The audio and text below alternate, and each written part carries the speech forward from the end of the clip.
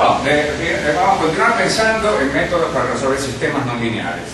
Descobrimos que o nuestro grande punto de vista es que tiene que comenzar con sistemas no lineares y explorar sistemas no lineares, porque después todo va a ser vai fazer referencia ao que acontece a sistemas não lineares, e isso vai iluminar nossos pontos de vista, certo? Non há uma única coisa a qual se chama quasi-Newton. De fatto, a denominação quasi-Newton é sujeito de controvérsias. Tem gente que gosta de chamar quasi-Newton a um determinado tipo de métodos, e gente que gosta de chamar quasi-Newton a outro tipo de métodos. Então, às vezes se faz confusão, porque eu poderia começar aqui dizendo: olha, os métodos quasi-Newton começam na década de 60. E com outra definição, você poderia dizer: não, os métodos quasi-Newton existiam sempre. E os que começam na década de 60 são os métodos secantes, mas ainda tem outra definição que diz que os métodos secantes também começaram muito antes. Enfim. Então vamos tentar colocar, passar um pouco a limpo, que ter uma ideia de quem é quem nesta historinha. Bom, a ideia é que a gente diz: bom, temos o método de Newton, o método de Newton é nosso ideal, e o método de Newton pode ser caro.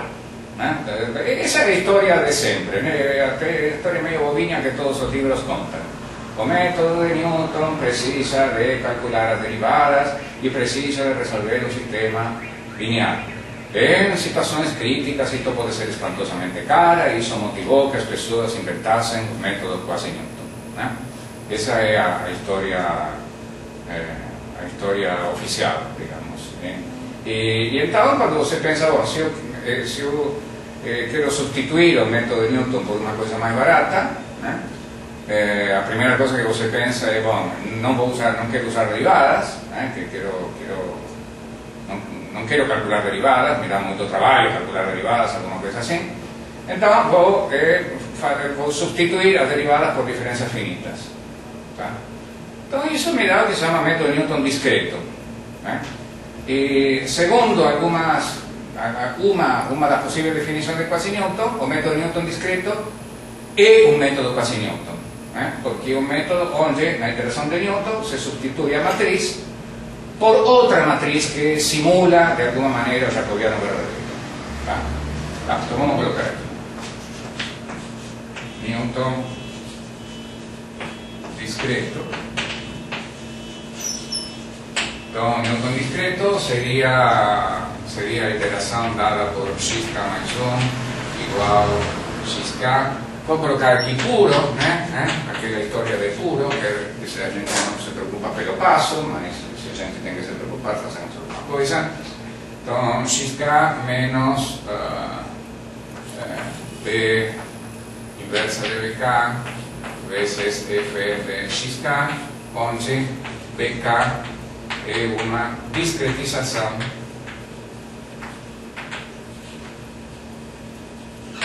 do jacobiano, da jacobiana, f' de xk, certo? Então, para fazer essa discretização, a gente tem o ponto xk, e a gente vai precisar avaliar a função, pelo menos, em um ponto adicional em cada eixo coordenado. Então, isto aqui seria xk mais um certo delta a primeira coordenada. Aqui estaria xk mais um certo delta a segunda coordenada, e se eu tenho mais coordenadas, então eu tenho que, naturalmente, eu avalio o sistema aqui, avalio f aqui, vou ter que avaliar f aqui, vou ter que avaliar f aqui, e cada coluna da matriz fk é a diferença entre esta variação menos esta variação dividido o incremento, essa primeira coluna. A segunda coluna é a diferença entre esta variação e esta variação dividido o incremento. Tenho n colunas, a variação menos a variação dividido o incremento. Certo? Então, a gente faz diferenças finitas nas derivadas.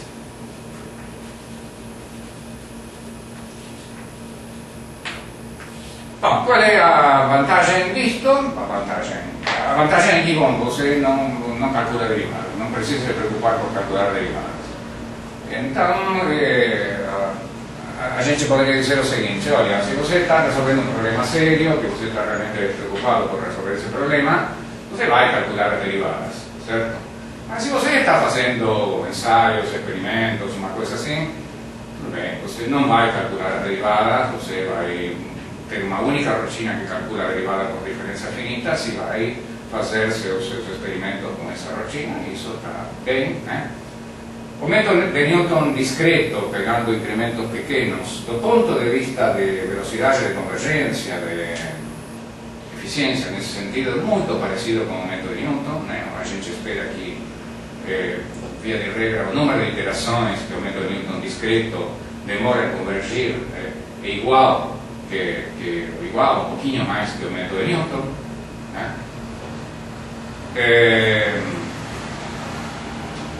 E você tem que resolver um sistema linear de todas maneiras, né? Aí você tem um sistema linear com a matriz PK que tem que ser resolvido. Então, do ponto de vista de tempo de álgebra linear, você não está poupando absolutamente nada.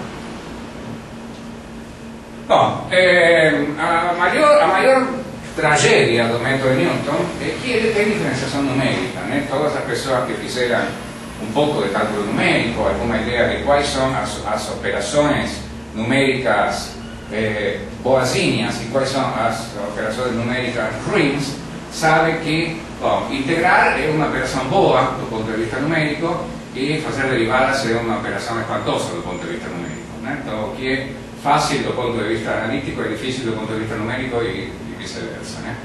Porque quando você faz uma derivada por diferenças, você está fazendo uma diferença, está tendo um valor aqui, e estes dois pontos estão próximos, certo? Quando os dois pontos estão próximos, significa que o valor entre x e o valor entre x mais um incremento são próximos, tá? São próximos e então há fenômeno de cancelamento, né? Fenômeno que você acrescenta a x, no fundo não muda nada, você não está acrescentando algo significativo. E o pior é que a mesma coisa acontece com o valor de f, né? Às vezes o x e o x incrementado podem não estar tão próximos, mas o f e o f incrementado sim podem estar próximos.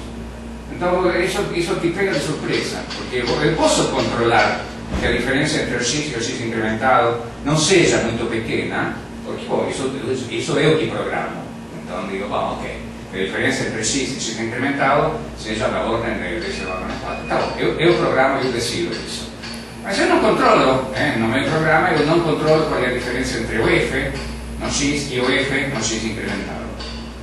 Então isso pode acontecer uma coisa que me surpreenda totalmente, tá? Imaginem, por exemplo, que eu somo a um determinado valor muito grande a função. Então, o valor entre f de x e o f de x incrementado, a diferença tem cancelamento, né?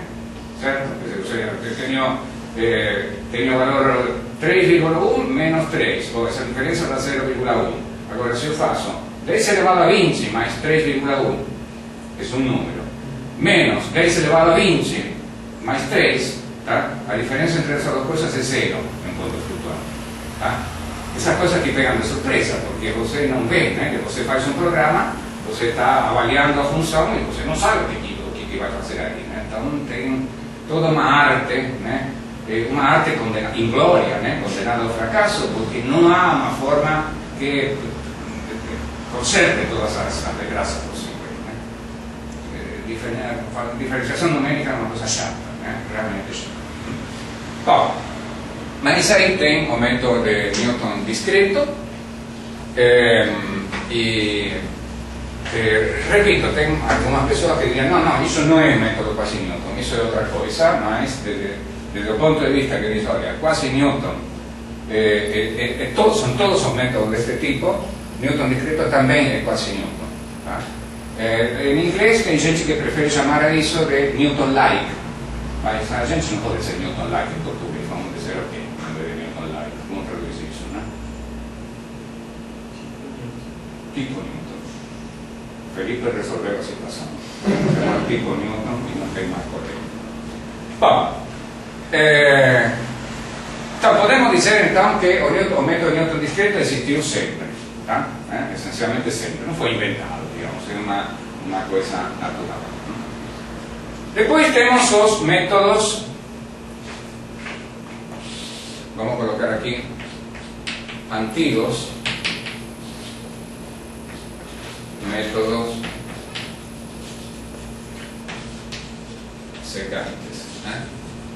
Antigos porque depois métodos secantes ficou na tradição, depois dos anos 60, chamar a outra coisa de métodos secantes.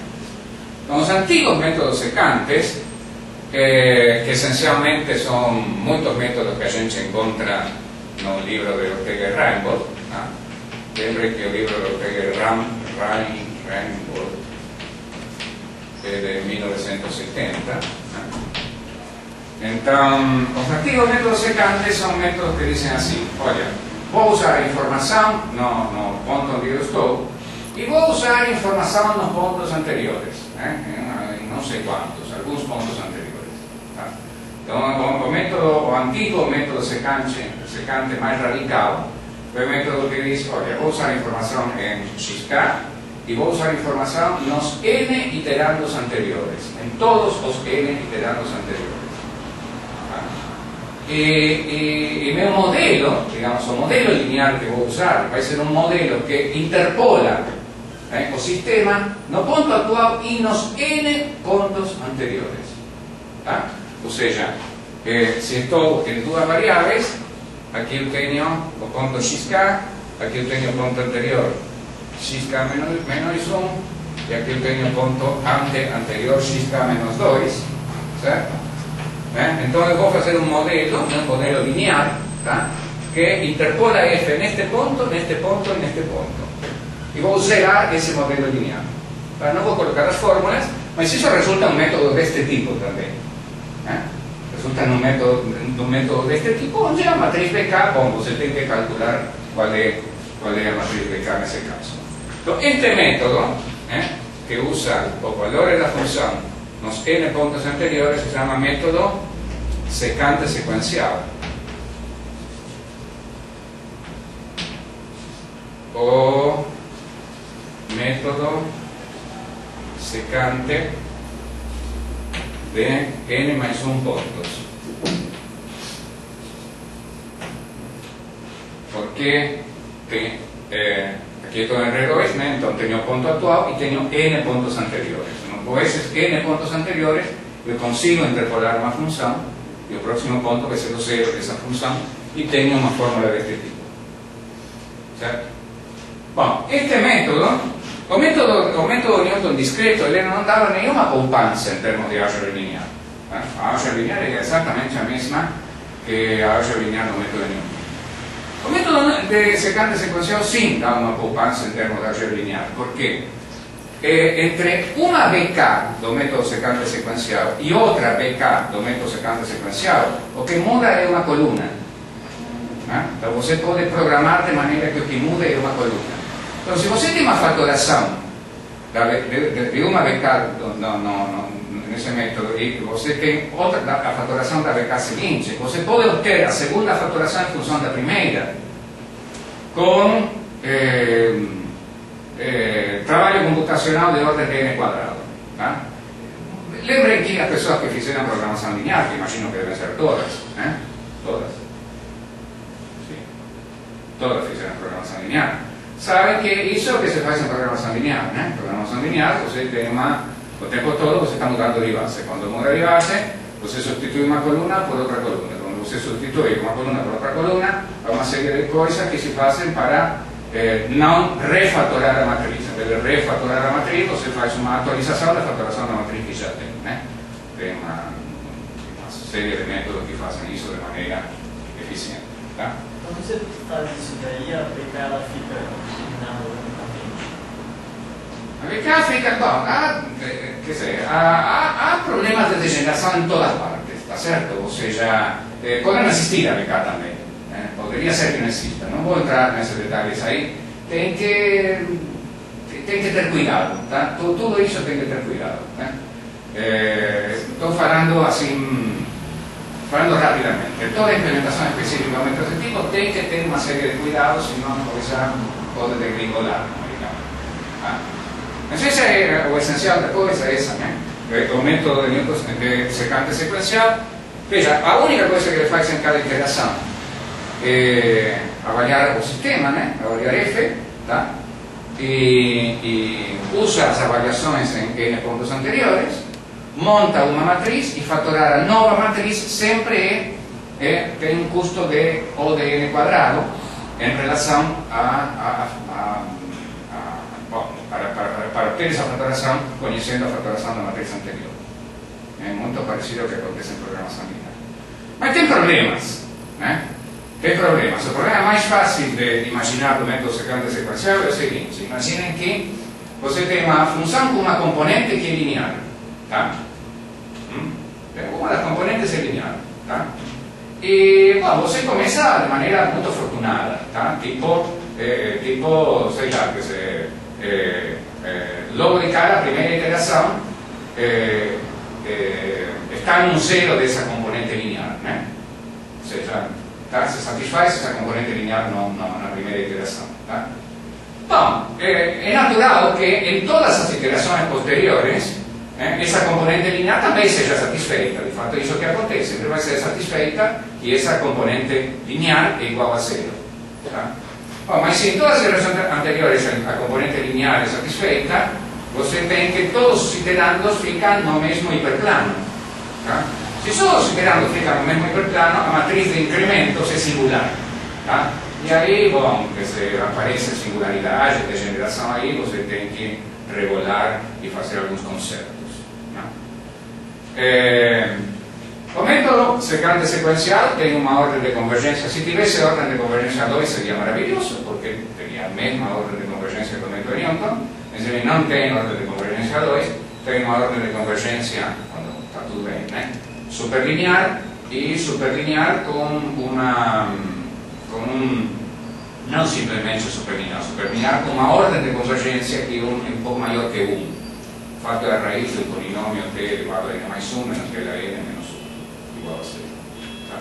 Então, bom, esse é o sequencial, repito, o método clássico, né? O que não é tão clássico é fazer diferentes implementações do método secante sequencial. Como método, também poderíamos dizer que é um método que existiu sempre, tá? Porque é uma ideia absolutamente natural.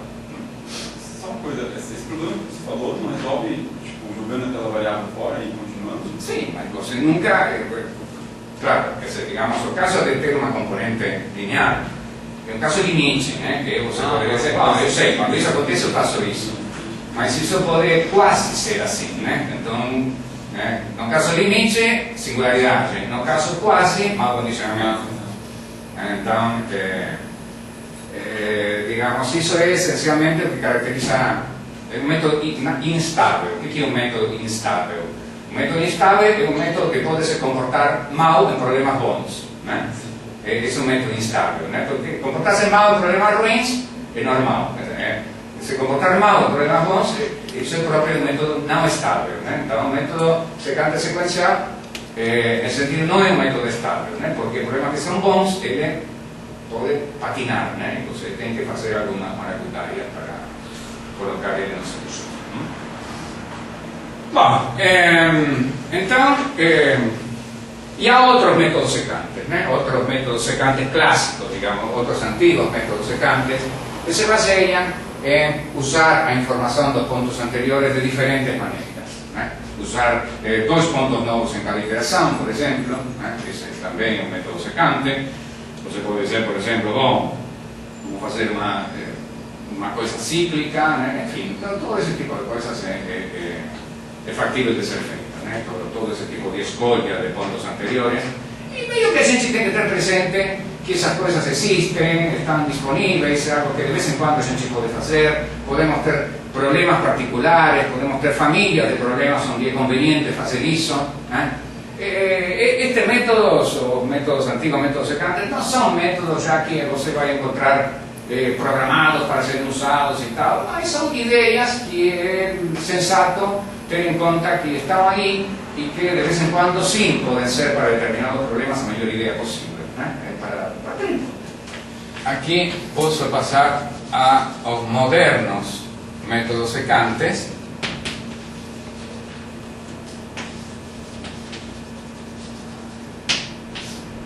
que algumas pessoas preferem chamar a isto métodos quasi-Newton. Há uma controvérsia. Alguém diz, não, melhor chamar isso quasi-Newton. Outro diz, não, melhor chamar isso quasi-Newton a todos e chamar isto exclusivamente métodos secantes, bom, e assim por diante. Então, paradossalmente, apesar de que o problema de resolver sistemas não lineares é um problema mais geral que o problema de minimização, o problema de minimização sem restrições. Minimização sem restrições, em algum sentido, você poderia dizer que corresponde, você pode dizer que corresponde a resolver o sistema não linear que diz gradiente igual a zero. Resolver sistema não linear é algo mais geral, porque é um sistema linear que qualquer conjunto de n componentes iguais a zero, certo? Bom, apesar disso, os primeiros métodos secantes modernos, ou métodos quasi-Newton modernos, será como você quiser chamar, o primeiro de todos não foi um método para resolver sistemas não lineares, foi um método para minimização. E isso foi de 1959, chamado o método Davidson. Esse método foi tem uma história interessante. Foi um technical report que esse senhor publicou, um technical report da instituição onde ele trabalhava. Agora não tenho certeza de qual era, depois já vou me lembrar. E ele enviou para publicação e foi rejeitado. O paper foi rejeitado. Era difícil de entender, você vê o paper e realmente é difícil de entender o que está escrito, então provavelmente foi rejeitado por isso, porque ninguém achou que era interessante, enfim. Muitos anos depois, quando em 1991, 92, uma coisa assim, foi fundado o Science Journal of Optimization, o primeiro editor em chefe do Science Journal of Optimization foi John Dennis. Eles fizeram uma homenagem ao antigo método de Davidson e publicaram o método de Davidson. Quer dizer, publicaram em 1991, talvez, uma coisa assim. Quantos anos? 91 menos 59, quanto dá? 42, né? 32. 32? 32 anos depois, durante esses 32 anos ficou sendo citado como um technical report. E em 1962, Fletcher e Powell, eles que eram jovens naquela época, agora estão aposentados, mas continuam trabalhando, são pessoas realmente que não podem viver sem trabalhar. Fletcher e Powell descobriram o método de Davidson e meio que reformularam, passaram a limpo, organizaram e provaram coisas que podiam ser provadas, e disso aí surgiu o segundo, digamos assim, famoso método quasi-Newton, que ainda hoje é muito famoso, que se chama o método DFP. DFP significa Davidson, Fletcher, Powell. Continua sendo um método para minimização. Então, vejam bem, por algum motivo ninguém tinha pensado que, bom, se podia fazer esse método não para minimização, mas para sistemas não lineares. Então, a primeira vez que aparecem métodos para sistemas não lineares, e nisso aqui, eu citei isto só por razões históricas, mas eu vou começar a me concentrar agora nessa parte aí. Em 1965, Broyden publica os métodos dele, que ele chamou o primeiro método e o segundo método, e históricamente ficaram como método Bohm e método Ring, e modernamente se considera que não é que um seja Bohm e que outro seja Ring, mas que no conjunto de experimentos que se fez naquela época parecia que o Bohm era melhor que o Ring, que o ring era pior que o bom, né? Então, isso foi feito em 1975. Então vamos ver qual foi a ideia de Broyden.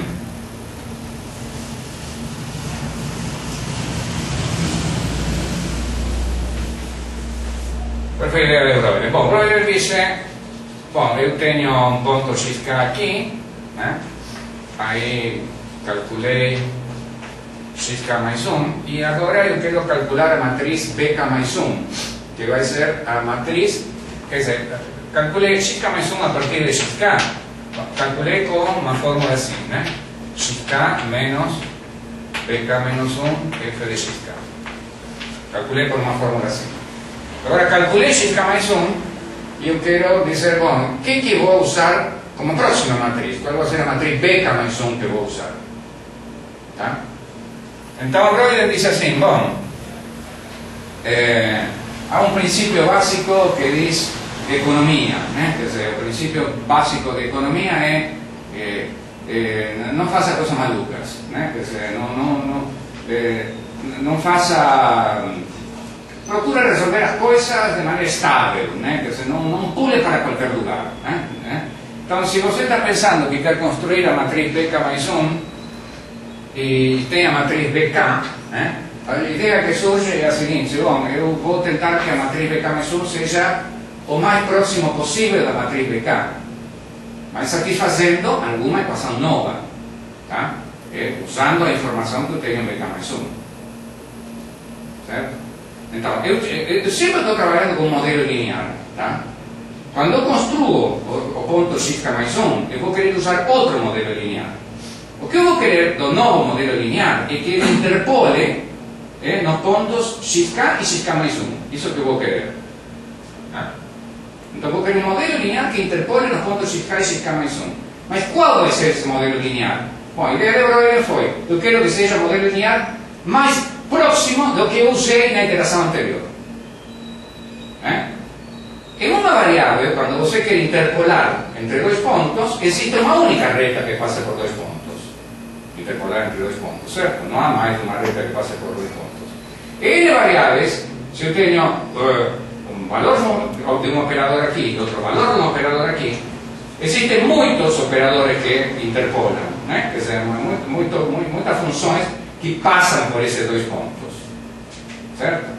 Então o que o Broyden disse é, bom, vou usar aquela que está mais perto, vou usar o modelo, o modelo que fica mais perto do modelo anterior.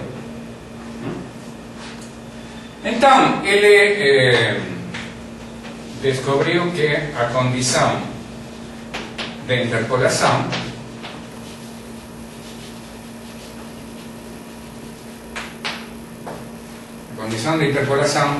que algumas pessoas preferem chamar equação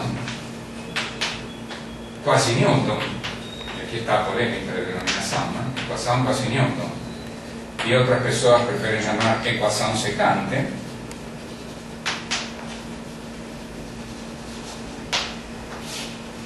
diz o seguinte, diz que a matriz que vou usar no próximo ponto, multiplicada pelo incremento xk mais 1 menos xk, tem que ser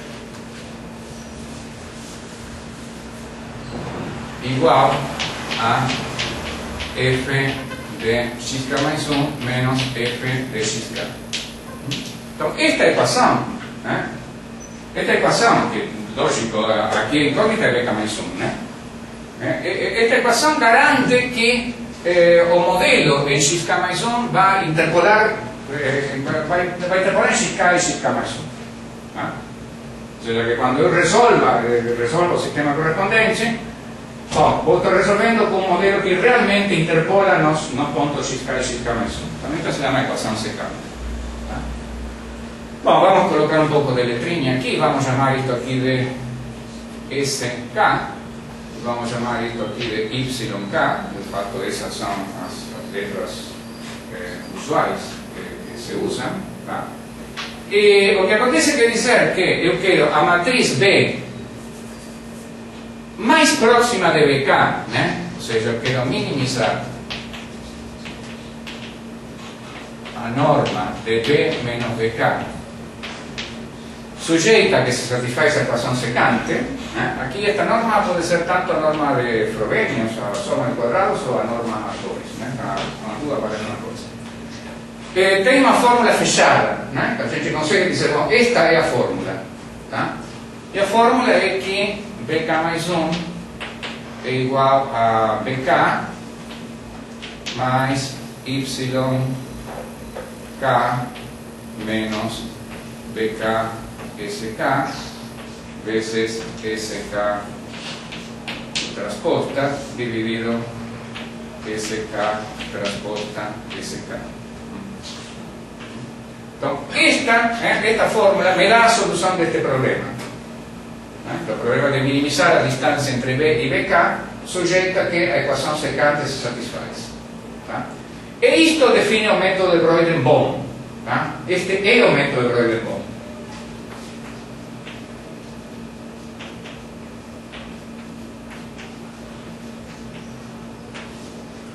Bom, o que será o método de Breuil-Ring? O método de Breuil-Ring vem de pensar as coisas de uma maneira um pouquinho diferente. Vem de pensar as coisas assim, que em vez de meu método ser da forma xk mais 1 igual xk menos bk menos 1 f de xk, meu método vai ser da forma xk mais 1 igual xk menos hk f de xk. Como se hk fosse diretamente a inversa de algo. Então, em vez de eu ter a equação secante na forma B vezes S igual a Y, vou ter a equação da forma na forma H vezes Y igual a S. Então, vou ter o problema de minimizar norma de H menos HK sujeita a HS HY igual a S. Tá? Bom, é evidente que se esta era a fórmula que resolvia este problema, a fórmula que resolve este problema é a mesma, só que trocando os Y pelos S. Então, a fórmula que resolve este problema é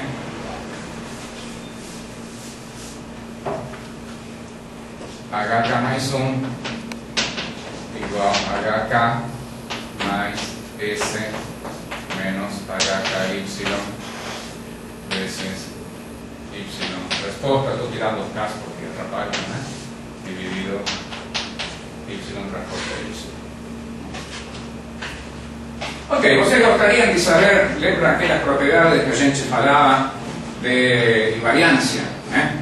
Que era o método de Newton. O método de Newton é maravilhoso porque era invariante tanto no dominio como no contradominio. Tá? Bom, o método de Breuil-Bohm é invariante no contradominio. O método de Breuil-Ring é invariante no dominio. Tá? Nos dois não pode ser, porque nos dois seria o método de Newton. Tá? Mas o Breuil-Bohm conserva a invariância no contradominio, o Breuil-Ring conserva a invariância no dominio.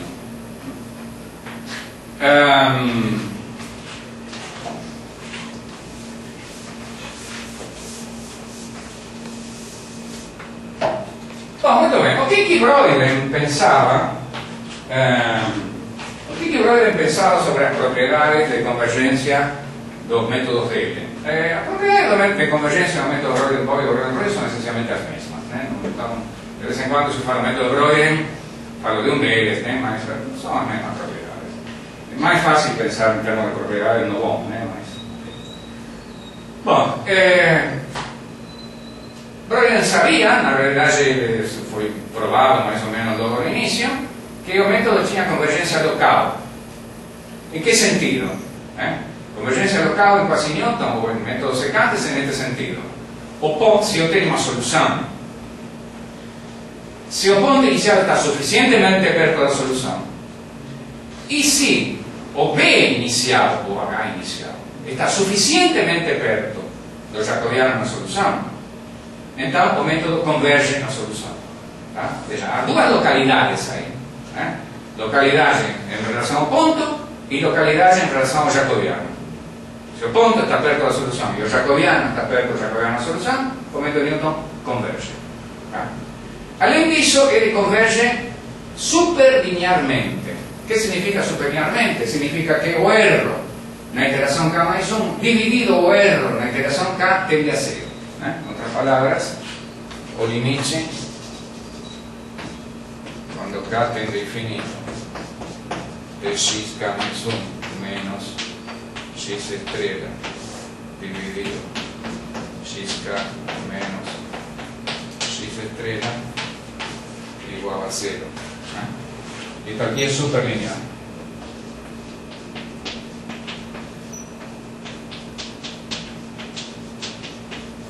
De facto, para ser más precisos, esto aquí es ¿qué superlinear? Se llama convergencia ¿qué superlinear? Cuando erro entre dos iteraciones consecutivas tende a 0.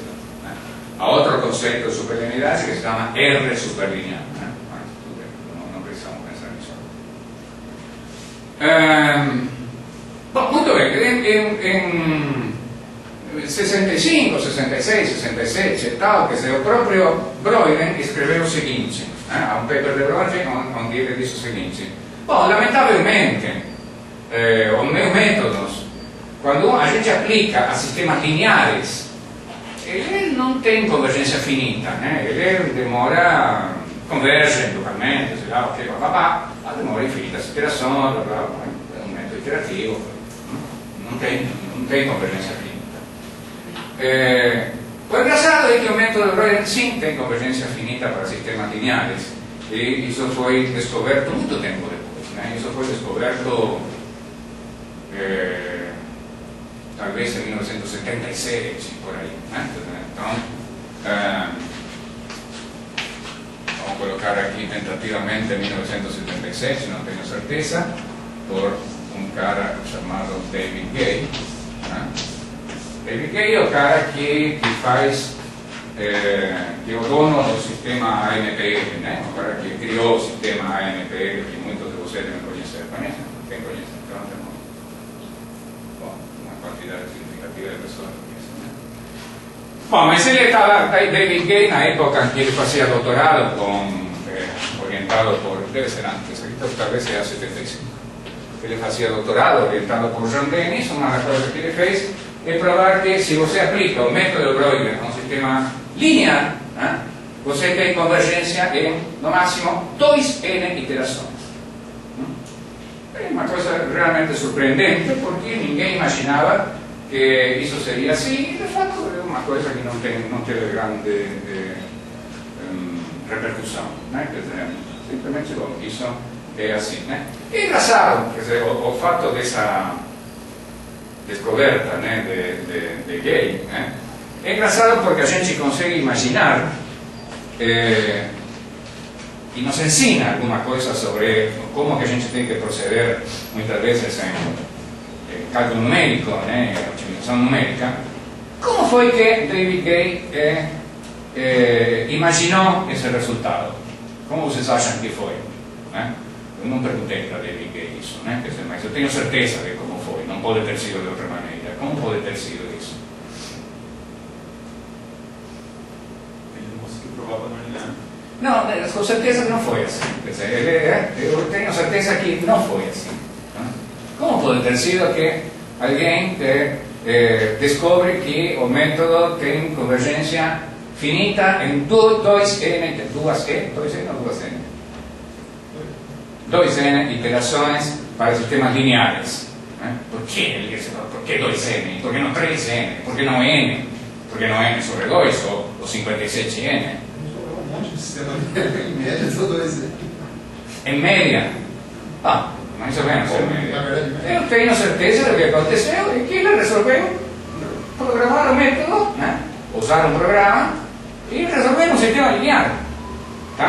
E ele encontrou com que o sistema linear é 2x2 e em 4 iterações, e resolve em 4x4 e em 8 iterações, e resolve em 7x7 em 34 iterações. Bom, isso é observar, quer dizer, isso é estar atento ao que você vê nos números, e esse é um grande conselho da análise numérica, do cálculo numérico, da computação numérica e da otimização numérica. A gente tem que estar atento aos números. Os números muitas vezes podem nos dizer propriedades surpreendentes. As propriedades surpreendentes da otimização numérica não são as propriedades que dizem isto aqui deve ter convergência superlinear, não sei o que tal, porque outro método tem, então fico lá sentando, prova convergência superlinear, convergência global, a convergência ergódica, ou sei lá que diabo. As propriedades realmente surpreendentes são as propriedades que, bom, você não imaginava que essa propriedade era verdadeira por nenhum resultado teórico, mas você encontra essa propriedade nos números e diz, pero onde Deus aqui tem é filé mignon, Quando você encontra uma propriedade nos números, fez o experimento, e encontra esse filé mignon, é para fazer uma festa. Porque quando você sabe que a propriedade é verdadeira, você vai conseguir provar, Tá bom, se eu falo para... Sempre penso no meu cachorro, neste caso, Para um do meu cachorro que prova uma propriedade, não vão conseguir, Mas uma pessoa treinada, não sabe, uma coisa é você provar uma coisa que você não sabe que era verdade, outra coisa é pegar um exercício, um livro, prova determinada coisa. Então, provar que o método de Newton, que o método de Broide converge em dois n interações para sistemas lineares, é um exercício. Não é fácil, mas é um exercício. Você senta, sabe que é verdade, você, no fundo, no fim, consegue provar. Mas qual foi o presente da natureza? O presente da natureza é que você fez números e viu que isso era assim. Okay. A vezes aparecem bênçãos assim, isso exige que a gente esteja atento aos números, não tem que pensar, que chatice.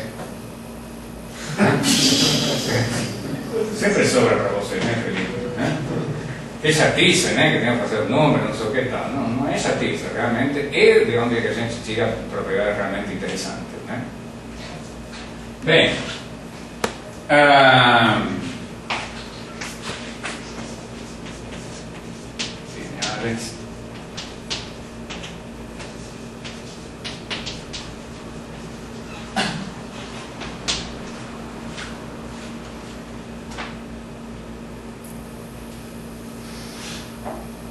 bom, então estávamos dizendo que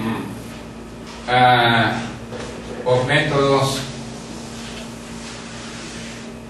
o método de Broide-Ring tem esta fórmula aqui e satisfaz a equação h de y igual a s.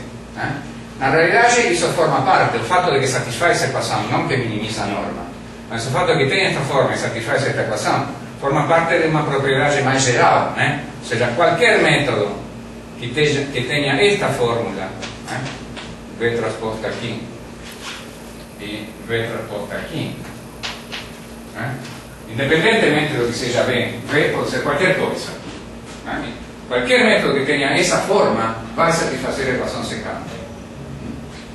E, da mesma maneira, qualquer método que tenha esta fórmula, V sub K aqui, V sub K transporta SK, vai satisfazer a equação secante, esta equação secante. A equação secante é esta ou é esta, de acordo, dependendo de que a gente use o ponto de vista B ou que use o ponto de vista H.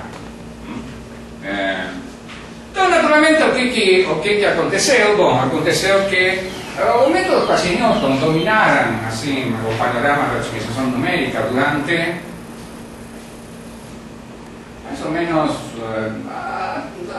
até a década de 80, um pouquinho entrando na década de 90, mais ou menos desde 94, 95 para cá, já ninguém escreve nada sobre o método Quasi-Newton. Então, chegou um período onde a gente começa a refletir, bom, para que serviu tudo isso, mas os 30 anos anteriores, ou 20, 25 anos anteriores, houve uma intensa em método Quasi-Newton, sempre a pessoa tentando inventar algum que seja melhor, algum que superasse os outros.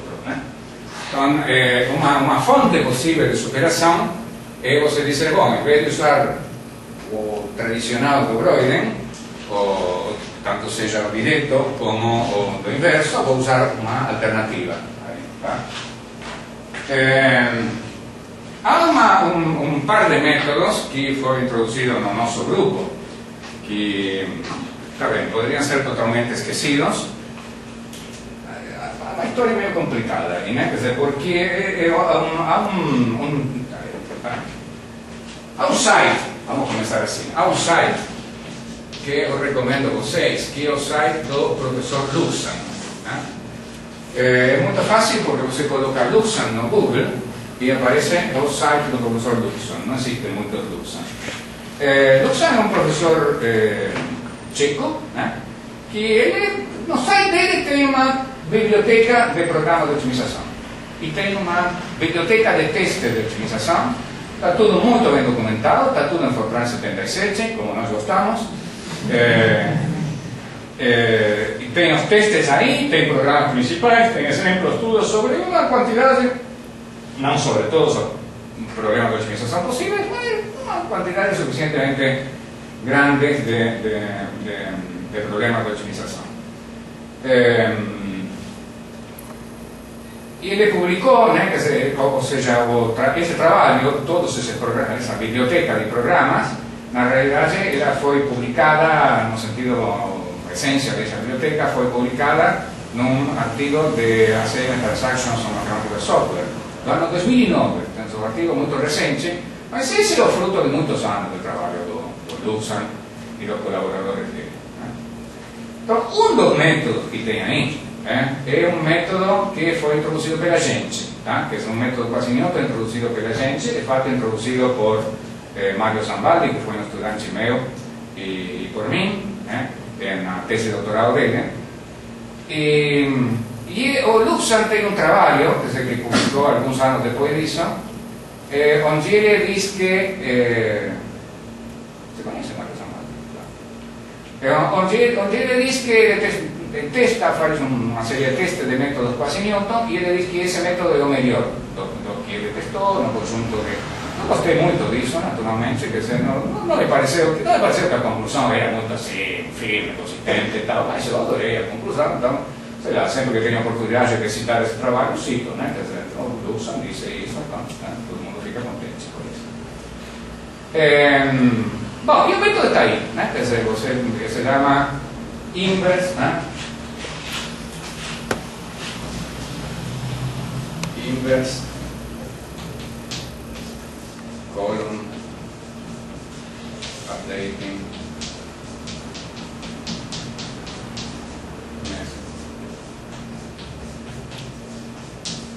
É um método tipo H, né? Um método deste tipo, onde a ideia é que em cada iteração você escolhe este B de maneira que a nova matriz seja diferente da anterior somente em uma coluna.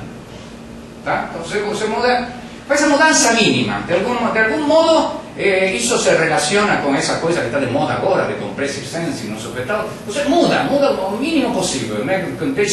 Ou se incrementa a maior quantidade de zeros possíveis, né? Isso fica mais chique, né? Dizer que tem relação com compressive sensing, né? Tá? Então você faz uma coisa mínima, digamos que esse método, em vez de você minimizar a norma de Frobenius, é como se você dissesse, bom, vou minimizar algo assim como aquela norma zero, né, que se fala não é exatamente isso, porque você muda uma coluna completa, né? Você muda uma coluna e você tem a nova matriz dessa maneira, e se você tem uma coluna de método, que é a mesma coisa aqui, né? Você faz a mudança aqui que faz com que a velha matriz seja diferente da nova apenas em uma coluna, tá? Uma das razões pelas quais a vezes a gente não gosta de falar destes métodos, apesar de que o Luxan dizem que são bons, é o seguinte, que o Francisco sabe qual é a razão. Quando nós inventamos esse método, nós colocamos a sigla em inglês, tá? E acontece que dá um palavrão horrível, né? E naquela época que a gente não assistia aquelas séries o tempo todo e tal, onde falam palavrão, Johnny Carmen, essa coisa e tal, você não sabia disso, né? Então colocamos um palavrão, né, para definir um método, e alguma vez alguém me disse, não, mas espera aí, você não pode falar isso, e então começamos a trocar, não sei o que e tal, mas aí ficou, não sei, nem sei como Luxan chama. Luxan ele percebeu, ele chama de outra maneira, não pode chamar assim. Enfim. Que horas são? Temos 5 minutos.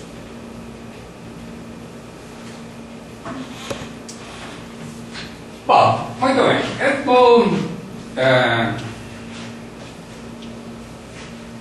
terminato o seminario di oggi alla seguente maniera. Qual oggi, 2011, qual que eu acho que o papel dos métodos Quasi-Newton, como falei para você, que há muitos anos em que a gente já está numa fase em que temos que fazer um balanço, né, de tudo que aconteceu no método Quasi-Newton e bom, que nós achamos que estava muito bem e que nós achamos que pode ser esquecido, muitos métodos Quasi-Newton que não prosperaram, enfim. Então, primeira coisa, eu acho que métodos Quasi-Newton nos quais você não poupa trabalho de álgebra linear não tem mais interesse, né? Ou seja, quando a única coisa que você faz é poupar derivadas, isso não tem mais interesse, porque hoje ninguém se preocupa muito por poupar derivadas. Você tem os pacotes de diferenciação algorítmica, tem o AMPL, né, onde, derivadas, o sistema que calcula. E também, ao mesmo tempo que você tem diferenciação algorítmica, você não tem apenas isso, você tem os métodos, o jeito de diferenciação algorítmica, de maneira que a pessoa já sabe diferenciar a mão com os métodos da diferenciação algorítmica, né? Então, não há grande preocupação por poupar derivadas. Então, o que significa? Que você tem que poupar a álgebra linear, né? Então, fazem sentido os métodos que poupam a álgebra linear. Nesse sentido, os 4 métodos que falamos aqui, o Groiden-Bohm, o Groiden-Ring e os 2 métodos de autorização de coluna, que não se pode dizer o nome, né? Todos esses métodos poupam a álgebra linear, porque todos esses métodos fazem com que a nova matriz dependa da anterior em uma matriz de posto 1. Nos métodos de autorização de coluna, em uma coluna, né? Nos outros métodos, esse incremento que a gente coloca aí é uma matriz de posto 1. Então, isso dá uma poupada grande de álgebra linear. Por quê? Porque a gente faz uma fatoração e na fatoração seguinte você acrescenta não a matriz de posto 1 completa, mas acrescenta os vetores que definem a matriz de posto 1. Então você vai acumulando esses vetores durante 3, 4, 5, 10 iterações. Você não acrescenta muita memória, porque você vai acrescentando pouca informação nesses vetores, né? São informação ODN, não são informação ODN quadrado. E aí, o que significa? Significa que se você começa com o método Newton, você começa com uma iteração do método Newton, na seguinte iteração pode ser da utilização de coluna, não vai ser uma iteração tão boa como do método Newton, mas vai ser muito mais barata. Na seguinte vai ser outra iteração de coluna, não vai ser tão boa como Newton, mas vai ser muito mais barata. Enfim, até que acumule algumas iterações desse tipo e já a coisa que fique mais ou menos esgotada, você para por aí e começa de novo com o método Newton. Tá? Então, qual é a minha opinião? Né? Talvez daqui a um ano penso outra coisa. Né? Na minha opinião, neste momento, em 2012, é o seguinte, que os métodos secantes, Quasi-Newton, modernos, 1965 em diante, servem para isso. Ou seja, é uma serventia modesta, né? Serve para refinar o método Newton. Né? Sempre começa com o jacobiano, na iteração seguinte, em vez de calcular o jacobiano e fatorar o jacobiano novamente, como isso é relativamente caro, você faz um pouco menos do que isso.